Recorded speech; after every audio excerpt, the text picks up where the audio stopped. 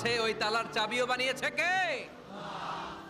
মা আনজালাল্লাহু দাআন ইল্লা আনজালাল্লাহু লাহু শিফা।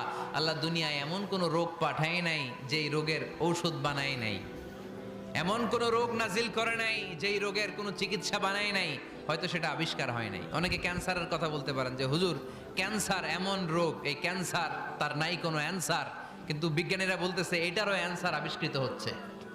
সুবহানাল্লাহ কইবেন না? কিছু কিছু ক্ষেত্রে হয়েও গিয়েছে।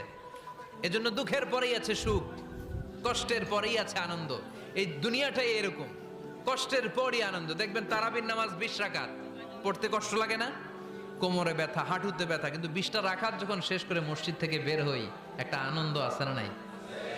কষ্ট করে পরীক্ষার জন্য প্রিপারেশন নিলেন আপনি কয়েক মাস, কিন্তু ফলাফল যখন ভালো হয় তখন